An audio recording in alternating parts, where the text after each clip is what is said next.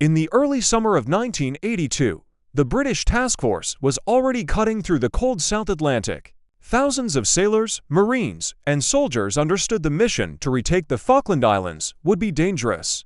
But few of them truly expected the kind of close-quarters nightmare that awaited on a dark, wind-swept piece of ground called Mount Longdon.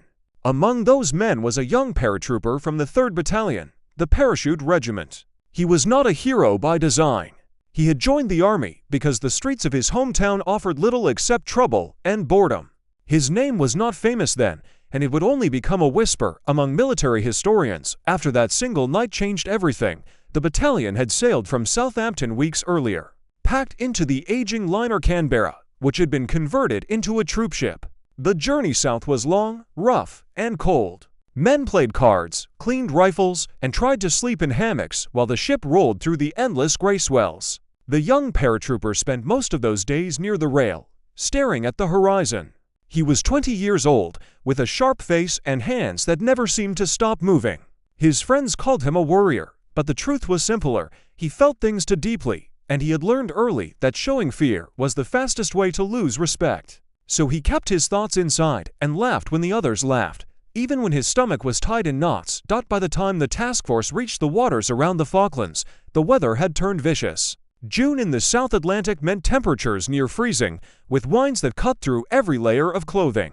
The paratroopers were landed by helicopter at a forward base near San Carlos, a sheltered bay on the western side of East Falkland. From there, they began the long, miserable march across the island's interior. The ground was a nightmare of peat bogs and rocky outcrops. Every step was a fight against mud that tried to pull boots off, against rain that never stopped, against a cold that made fingers too numb to feel a trigger. The young paratrooper carried more than 60 pounds of equipment: rifle, ammunition, rations, water, a sleeping bag that was never dry, and a heavy radio pack because he had been assigned as a signaler. The radio was a curse and a comfort. It added weight and made him a target, but it also meant he could hear the voices of command, could know what was happening beyond his own small patch of darkness. During the day, the battalion moved in short, brutal bursts. At night, they dug shallow scrapes in the peat and tried to rest, but the cold made real sleep impossible. Men leaned against each other for warmth, sharing cigarettes and whispered fears. The objective was clear. The Argentine forces had held the high ground around the capital, Port Stanley, for weeks. They were dug into a series of ridges and mountains that formed a natural ring around the town. The British plan was simple but terrifying. They would attack at night, using darkness to close the distance before the defenders could bring their heavy machine guns and artillery to bear. Mount Longdon was one of those key positions. It was a long, oil-backed ridge overlooking the northern approach to Stanley. The Argentines had fortified it with minefields, trenches, and bunkers. They had 155mm howitzers that could shell the advancing British forces from miles away. They had snipers and rocket launchers and enough ammunition to fight for days. By the night of June 11th, the battalion had moved into position at the base of the ridge. The young paratrooper lay in the wet grass with the rest of his section, watching the sky. There was no moon. Clouds covered the stars. The darkness was so complete that he could not see the man next to him, only hear his breathing. The order came through the radio in a whisper: "Fix bayonets." He felt the cold steel lock onto the end of his rifle, and his heart began to pound so hard he thought the Argentines must hear it. He said a prayer, not to any god he truly believed in, but to the memory of his grandmother, who had always told him that courage was not the absence of fear, but the refusal to let it stop you. The advance began just before midnight. The battalion moved in 2 columns, each company assigned a different section of the ridge. The young paratrooper was with B Company, tasked with taking the western slope. They climbed in silence, every step a risk. The ground was littered with loose stones that clattered underfoot. Twice, a man fell, and the whole column froze, waiting for the crack of an Argentine rifle. But the enemy did not fire. The Argentines were not asleep, as the British had hoped. They were waiting, watching their own kill zones, confident that no force could climb that ridge in the dark without being heard. The first shots came from the left flank. A burst of machine gun fire tore through the night, and the young paratrooper heard a scream that was cut off mid-breath. Then the world exploded. Tracers lit the sky in red and green arcs. Mortar rounds began falling, each impact shaking the ground and throwing chunks of rock and frozen soil into the air. Men shouted orders that were swallowed by the noise. The young paratrooper hit the ground and crawled forward, the radio on his back digging into his spine. He could hear the company commander yelling into his own handset, trying to coordinate the attack, but the Argentines had planned well. They had pre-sighted every approach, and they were pouring fire into the British ranks. For the next 4 hours, the young paratrooper existed in a state of pure instinct. He fired his rifle until the barrel was too hot to touch. He reloaded by feel, his fingers moving faster than his mind. He watched men fall beside him, some silent, some crying for their mothers, some still trying to shoot even as the blood spread across their chests. He saw his section commander take a bullet in the shoulder and keep going, dragging a wounded man behind a rock. He saw a friend from training step on a mine and simply disappear, leaving nothing but a smoking crater and a single boot. The radio became his lifeline. He stayed low, pressed against the freezing ground, listening to the chaos of voices coming through the earpiece. Artillery coordinates, casualty reports, desperate calls for ammunition. At one point, the battalion commander's voice came through, calm and steady, ordering a bayonet charge to break through the Argentine defensive line. The young paratrooper heard himself shout along with the others, a raw animal sound that came from somewhere deep in his chest. He rose to his feet and ran forward into the darkness, not toward courage, not toward glory, but simply because the man to his left was running, and the man to his right was running. And there was nothing else to do. The hand-to-hand fighting on the ridge was savage. Men stabbed and clubbed and strangled each other in the dark. The young paratrooper found himself in a trench with an Argentine soldier half his age. The boy's eyes were wide with terror, and he held his rifle like a club, not a weapon. The young paratrooper had a split second to decide. He could shoot, could stab, could do any of a dozen things that training had drilled into him. But he saw the boy's hands shaking, saw the fear that was exactly like his own, and he did something that would haunt him for the rest of his life. He swung the butt of his rifle and knocked the Argentine unconscious, then stepped over him and kept moving. By 4 a.m., the ridge was secure. The Argentines had fought hard, but they had broken when the bayonets came. The young paratrooper stood on the summit, breathing in great ragged gasps, and watched the sun begin to rise over the hills to the east. The ground around him was littered with the dead and the dying. British and Argentine bodies lay tangled together, a terrible intimacy of strangers who had killed each other for a piece of rocky ground that no one would remember in 100 years. The young paratrooper looked at his hands. They were covered in mud and blood, none of it his own. He did not know whether to vomit or cry or laugh. In the end, he did none of those things. He simply sat down and waited for the next order. But the story did not end on that ridge. The young paratrooper survived the Falklands War. He returned home to a country that threw a parade and then quickly forgot. He was given a medal, a small piece of silver that he put in a drawer and never looked at. He tried to go back to normal life, but normal life no longer existed. The sounds stayed with him. The screams, the explosions, the wet thud of bullets hitting flesh. He could not sleep without dreaming of the trench, the shaking hands of the Argentine boy, the choice he had made not to kill. In the dreams, the boy always looked up and thanked him, and that was somehow worse than if he had been shot. He left the army after his enlistment ended. He took a job driving a lorry, moving goods between warehouses in the industrial estates of northern England. The work was lonely and repetitive, and he preferred it that way. He did not want to talk to people. He did not want to explain why he sometimes stopped in the middle of a sentence, staring at nothing. He did not want to tell his mother that the sound of a car backfiring made him dive for cover behind the sofa. She had seen the change in him, of course. She had watched her cheerful boy turn into a ghost, a man who existed in the same room but never really arrived. She tried to reach him with cups of tea and gentle questions, but he had built a wall around himself that no amount of love could breach. The turning point came 5 years after the war. The young paratrooper, now a quiet man in his mid-20s, was driving his lorry through a sleet storm on the M6 motorway.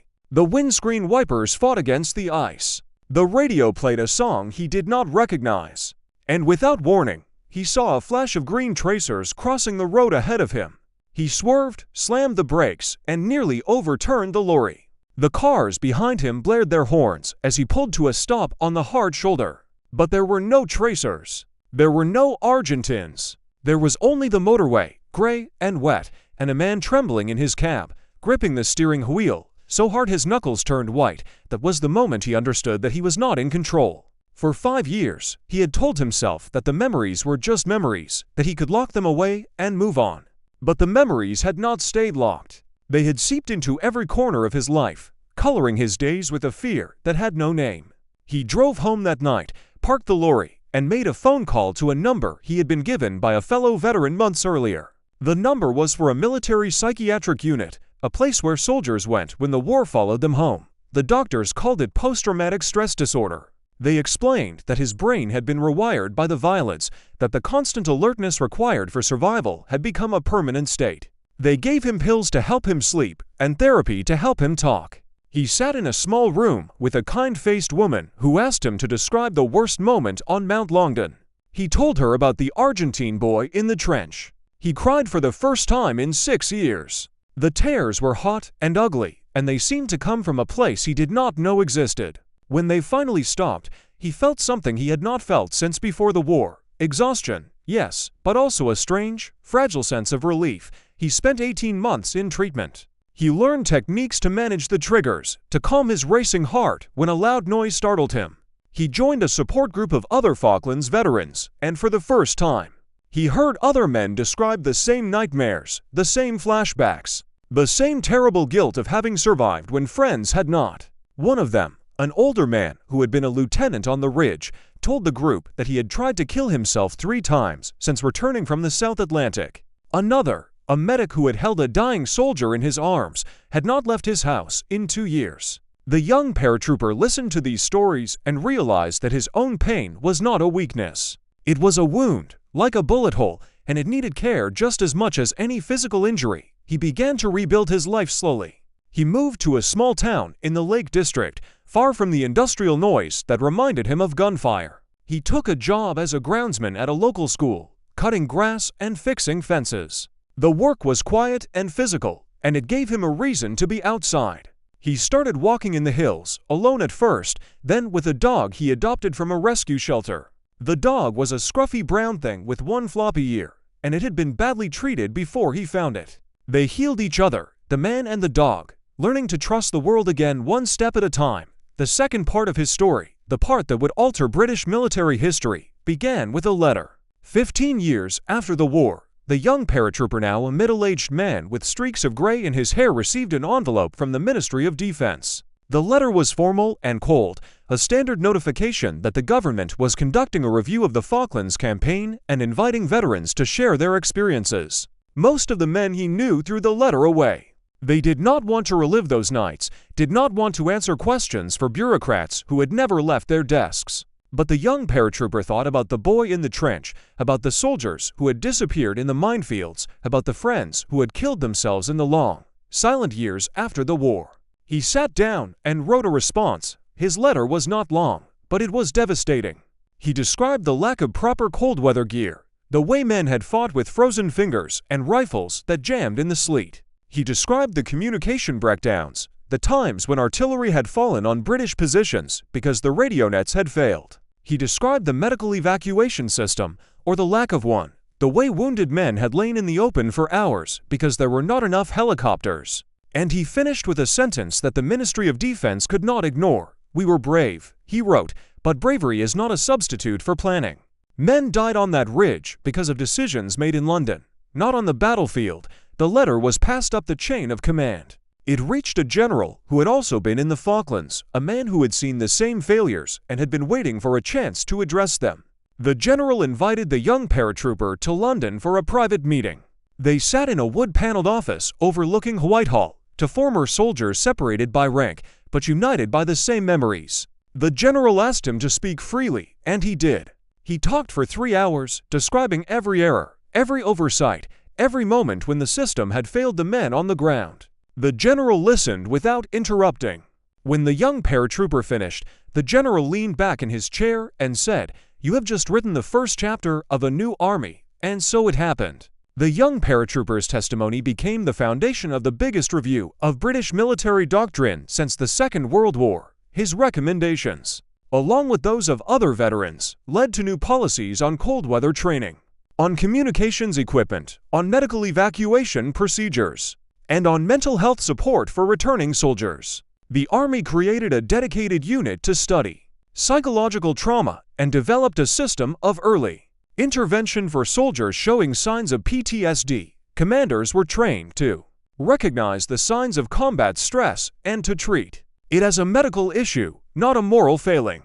The young paratrooper's name was not released to the press. He did not want fame. He returned to his small town, his dog, his quiet life cutting grass, but the changes he helped set in motion saved lives. In the wars that followed in Iraq, in Afghanistan, in countless peacekeeping missions around the world, British soldiers benefited from the lessons learned on that freezing ridge. They wore better gear. They carried better radios. They had helicopters ready to evacuate the wounded. And when they came home, they found a military that understood what they had been through, that offered help before they broke down, that told them that asking for help was a sign of strength, not weakness. The young paratrooper lived to see these changes. He never stopped having nightmares, not entirely. But the nightmares came less often, and when they came, he knew how to face them. He died quietly, many years later, in the same house where he had first called that psychiatric unit. The dog had gone long before, buried under a tree in the garden where the man now sat in his final days. He left no wife, no children. But he left a legacy that few soldiers ever achieve. He proved that survival is not the opposite of heroism. He proved that the wounds no one can see are just as real as the ones that bleed. And he proved that one voice, raised in honesty, can change an entire institution. The British military did not forget Mount Longdon. But because of him, it stopped pretending that courage alone was enough. It learned to care for its own. And that, more than any medal or parade, was the true measure of his service.